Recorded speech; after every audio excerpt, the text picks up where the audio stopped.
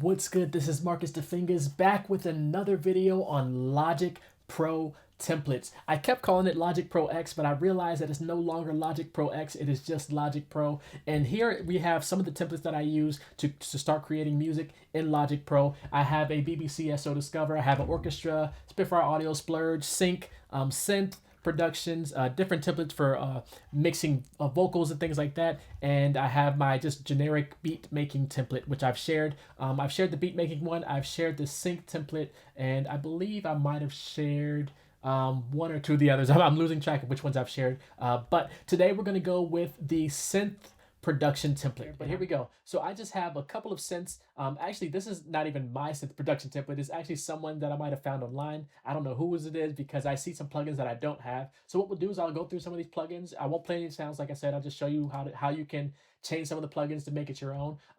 What's good is that this template in particular has a lot of stock stuff in there, and then there's some others that I don't have, such as Diva. I don't have that plugin. I don't have Silent or Serum, even though it looks like that these are emulations of them, so it might just use the stock stuff. So that could be interesting.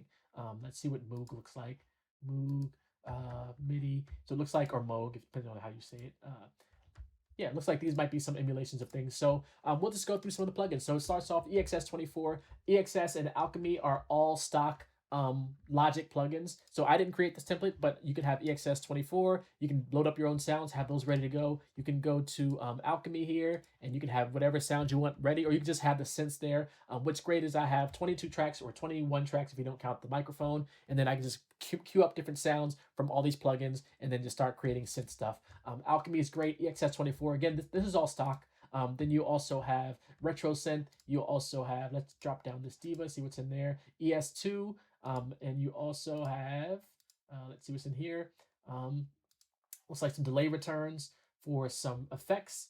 Then we have another ES2 that could be emulating some silent stuff, retro synth, and ES2. So let's say I wanted to add more. So you have ES2, retro synth, EXS24, Alchemy. Let's say you wanted to build out your own synth template. You just need to have your mental map of what plugins you own. So let's say I want to create, just by hitting Command Option S to create a new a software track here, and let's say I wanted to go to contact here. I can go through any of my contact libraries. These are the ones that are in native access, but then I also have a whole contact folder over here that I can open up and go through any of those instruments and say, hey, I would like to add a synth from, let's see, is there one in here? Let's go with Simple Samples Audio, and we'll go with the Brandon Boone analog texture. So let's say I want to use that as one of my synth plugins, and I can have that in a template, and then I can just name this Simple Samples Audio Brandon Boone analog textures. There you go. Let's say you want to add another one. I'll just hit Command Option S again, and let's say this time I want to show this one to you all because it's incredible. It is the Moog Model 15. This is actually on the iPad, and I don't know if it's on the iPhone, but it is on the iPad.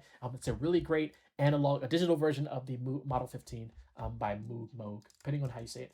Moog Model 15. I'll go back and forth between Moog and Moog because I actually don't know the actual pronunciation.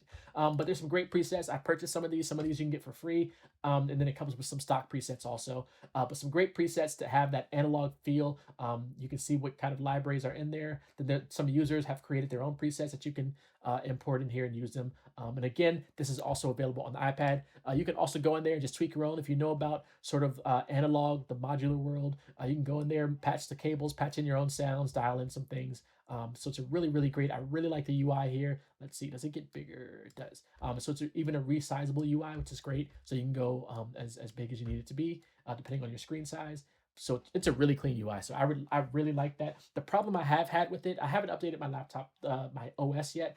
That might help. Sometimes when I have this as part of the template, it actually causes Logic to crash. So what I have to do is just add it as a track and then open this plugin on that track. And then if I start having issues with it freezing up or crashing, I just convert whatever I do with this synth into audio. But that's another great synth. There's plenty more, so just know your libraries, know what you have. Model 15 is a great one. Let me see if I can think of one more. When I say know your libraries, I'm trying to think of libraries that I already have so I can give you some more value here. Let's go through some of these plugins. I have a lot of plugins also.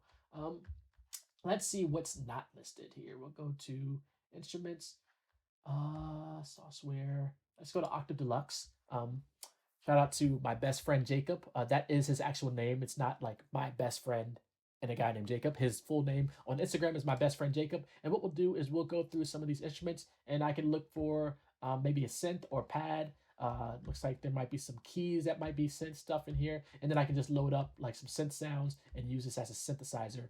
Pads would probably be the best one in here. Pads or keys, not necessarily guitars, or there could be like synth strings, but I would probably go for like pads or keys for like the synth template. And then go in there, find some sounds that I can use for whatever track I'm making. A great plugin. They've also released a new one that I don't have yet, and I can't remember the. Oh, it's called Scorch. Incredible plugin. I'm not endorsed or paid by Sauceware Audio, but a great plugin they just released with incredible sounds and features in there. I've actually named one of the sounds that are in Scorch, so definitely check that out. If you want to know what the name is, let me know, and I'll tell you what the name of that sound is in there. So I could call this, let's say, Sauceware Audio Octave Deluxe. And all right, let's go for one more. Will we make it a contact instrument, or will we go to so let's go to Spitfire Audio Darkstar Haunted House. Part of the Spitfire Audio maybe essay recording series, but it's just part of their $29, £29, €29 sort of price range of libraries, where this has some incredible synths from the Darkstar Haunted House from the essay recordings library. So you have some synths in there, you have some voices, you have some found sounds, some rhythm stuffs, warp stuff. So really great. But I probably just play with the synth stuff because this is my synth template, and I would just bring up a synth, and you can adjust some of the dynamics expression here. You can automate these. You can have release, which might be this one only has for eternity, which I'm assuming is a delay or reverb, but some of the other sounds may have some other options there, and you can just play around with some of those effects by adjusting that here. So yeah, that is how you can create a sort of synth-based template in Logic Pro X. I don't have any drums, but let's say you wanted to have like a synth type drum or like an 808 type drum in there, you can load that up, or like a Lin drum thing. So that would be how I would go about creating a synth template, or even adapting the synth template that I have in my plugins. We'll call this Haunted House. And of course, I'm always adding stuff to my templates. I'm always deleting stuff, rearranging stuff. So when I want to get into synth mode, specifically, I like to use a template like this for every time Stranger Things comes out with a new season, I release a new project in my the Fingaz print. What's it called? It's called Forgive Me for My Synths. Forgive Me for My Synths. SYNTHS. I have 3 of those projects out so far, and I release a new one every time Stranger Things releases a new season. So it's a great project to align with that. Again, I'm not part of the Stranger Things music or the program at all, but every time they release a season, I release a project that is a synth based, just synth inspired by the soundtrack of Stranger Things. So definitely check that out when you get a chance. Thank you all for tuning in. This is the 4th video in this series, so maybe I can go for the full at least 5 days. I was hoping to get 5 days, so if I can think of another one to add to this series, more templates on the way. You already know, more videos on the way, more music on the way. Be safe and be well, everyone. All right, peace.